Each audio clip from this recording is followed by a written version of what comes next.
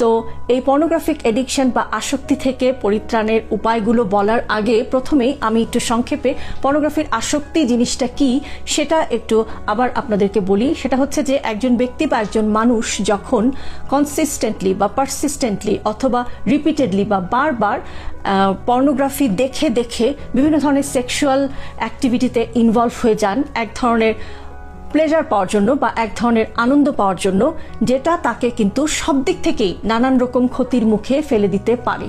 সেটা হচ্ছে যে তার ব্যক্তি জীবনে বা পার্সোনাল লাইফে তাকে ক্ষতিগ্রস্ত করতে পারে, তাকে সমাজ থেকে আইসোলেটেড করে দিতে পারে, সোশ্যাল লাইফে ক্ষতিগ্রস্ত করে ফেলতে পারে, কেরিয়ারে একটা ডিভাস্টেটিং এফেক্ট আনতে পারে। সব দিক থেকে একটা মানুষকে কিন্তু এই পর্নোগ্রাফিক আসক্তি নানানভাবে বিপর্যস্ত করতে পারে। আরেকটি ইম্পর্টেন্ট ব্যাপার হচ্ছে যে যারা এই বাজে অভ্যাসে অভ্যস্ত বা পর্নোগ্রাফির প্রতি আসক্ত, পর্নোগ্রাফি দেখে দেখে রিপিটেডলি যারা মাস্টারবেট করেন এবং রিপিটেডলি সেক্সুয়াল অ্যাক্টিভিটির ভেতরে জড়িয়ে পড়েন, তাদের যে সমস্যাটা হতে পারে যে তারা বিভিন্ন ধরনের মানসিক সমস্যা বা সাইকোলজিক্যাল প্রবলেমেও কিন্তু ভুগতে পারেন। যেমন সেই ব্যক্তিটি কিন্তু ধীরে ধীরে ডিপ্রেসড হয়ে যেতে পারেন, অ্যাংজাইটি, টেনশন, নানান ধরনের কিন্তু সাইকোলজিক্যাল বা মানসিক সমস্যায় কিন্তু তারা ভুগতে পারেন। তো এটা আসলে কতটা আমাদের সমাজকে, একজন মানুষকে বিপদগামী করে তুলতে পারে এবং এটা থেকে কিন্তু পরিত্রাণের পথ আছে। এই পরিত্রাণের পথটা কিন্তু বা এটার যে চাবিটা সেটা কিন্তু আপনার হাতেই আছে। তো প্রথম আপনাকে যে কাজটা করতে হবে, আপনাকে খুব কনফিডেন্টলি চিন্তা করতে হবে যে না, আমি অবশ্যই পারবো এ ধরনের একটি খারাপ অভ্যাস থেকে দূরে থাকতে। এটা হচ্ছে আপনার প্রথম কাজ। এরপরে আপনাকে যে কাজটা করতে হবে সেটা হচ্ছে যে আপনার কাছে যতগুলো ডিভাইস আছে এবং এই ডিভাইসগুলো যেমন আপনার মোবাইল, আপনার ল্যাপটপ, আপনার ডেস্কটপ, এই যতগুলো ডিভাইসের ভেতরে আপনার কাছে যে পর্নোগ্রাফিক কন্টেন্ট আছে সবগুলোকে প্রথমে আপনাকে ডিলিট করে ফেলতে হবে।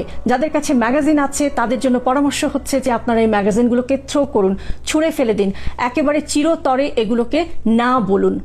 এটা কিন্তু আপনার নিজের আত্মবিশ্বাসের জোরেই কিন্তু এটা আপনাকে পারতে হবে এবং অবশ্যই আপনি পারবেন।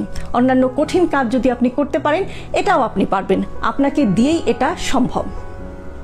এরপরে আসছি যে আপনি আপনার যে সাইকেল বা যে লুপটার ভেতরে আপনি আছেন, অর্থাৎ আপনার যখন এই ধরনের একটা পর্নোগ্রাফি দেখার জন্য একটা ভীষণ রকমের একটা আগ্রহ হয় বা ভীষণ, কারণ এটা একটা দীর্ঘদিনের অভ্যাস, আপনার যখন একটা ক্রেভিংস হয় বা একটা আর্জেন্সি হয়, ঠিক সেই সময়টা আপনি আপনার মনটাকে ডাইভার্ট করে ফেলুন। চেষ্টা করুন যে ওই সময়টা আপনি পর্নোগ্রাফি না দেখে একটা কোনো কনস্ট্রাকটিভ কাজে নিজেকে ইনভলভ করবেন। সেটা হচ্ছে যে আপনি হয়তো এক্সারসাইজে চলে যেতে পারেন, আপনি একটু গান শুনতে পারেন, আপনি মিউজিক শুনতে পারেন, আপনি একটা বই পড়তে পারেন, ইভেন আপনার যার কোম্পানি ভালো লাগে, পরিবারের যে কোনো সদস্য, যে কোনো বন্ধু, তার সাথে আপনি একটা কোয়ালিটি টাইম স্পেন্ড করুন। অর্থাৎ সেই ক্রেভিংসের টাইমটা, সেই আর্জেন্সির সময়টা আপনি একটা ভালো কাজে নিজেকে নিয়োজিত করুন। আপনারা চেষ্টা করে দেখুন, এই পরামর্শটি অবশ্যই আপনাদের কাজে আসবে। এরপরে আপনি যে কাজটি করবেন সেটা হচ্ছে যে আপনার যে সমস্ত ডিজিটাল ডিভাইসগুলো আছে, এই ডিভাইসগুলোতে আজকাল অনেক ধরনের আপডেটেড সফটওয়্যার পাওয়া যায় এবং বিভিন্ন ধরনের ব্লকিং সফটওয়্যার আছে। এই সফটওয়্যারগুলো, ব্লকিং সফটওয়্যারগুলো আপনি ইনস্টল করুন, যেটা আপনার কাছে পর্নোগ্রাফির যে কন্টেন্টগুলো অটোমেটিকলি চলে আসে সেগুলোকে আসতে বাধা দিবে। এটাও কিন্তু পাওয়া যায় এবং এটা আপনারা ট্রাই করে দেখতে পারেন। এই টিপসটা আপনাদের অবশ্যই কাজে আসবে। এরপরে সবশেষে যেটা বলবো সেটা হচ্ছে যে একজন অ্যাকাউন্টেবিলিটি পার্টনার জোগাড় করুন।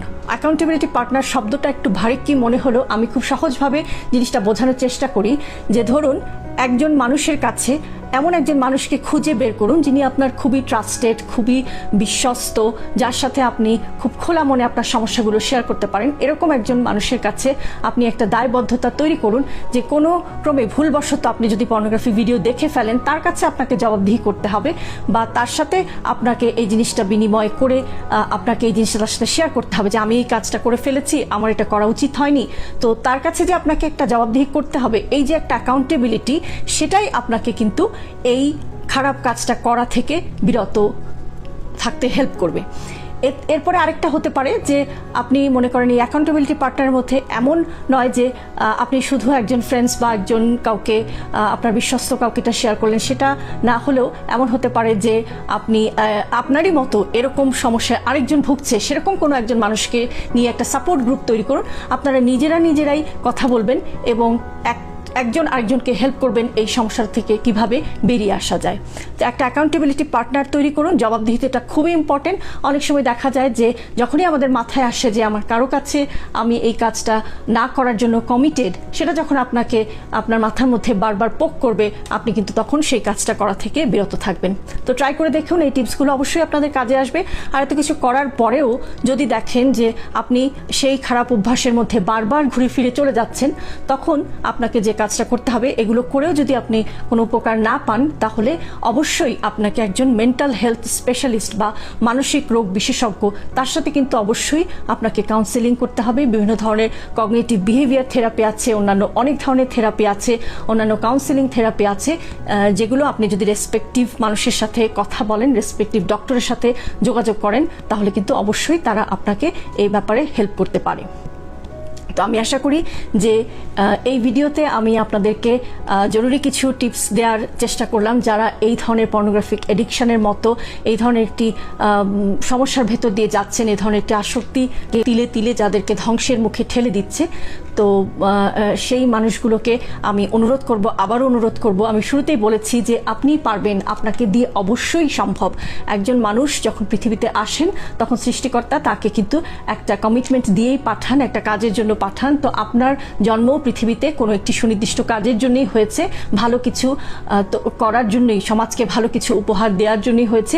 এই আত্মবিশ্বাসটা নিজের মধ্যে রাখুন, অবশ্যই আপনি সাকসেসফুল হবেন এবং এই পর্নোগ্রাফিক অ্যাডিকশনের মতো বাজে কাজটি থেকে ধীরে ধীরে আপনি অবশ্যই নিজেকে দূরে সরিয়ে একজন প্রোডাক্টিভ মানুষ হিসেবে, সমাজের কাছে একজন দায়বদ্ধ মানুষ হিসেবে আপনি কিন্তু নিজেকে উপস্থাপন করতে পারবেন। এবং এভাবেই সুন্দর হবে আমাদের সমাজ, এভাবেই সুন্দর হবে আমাদের দেশ, আমাদের পুরো পৃথিবী।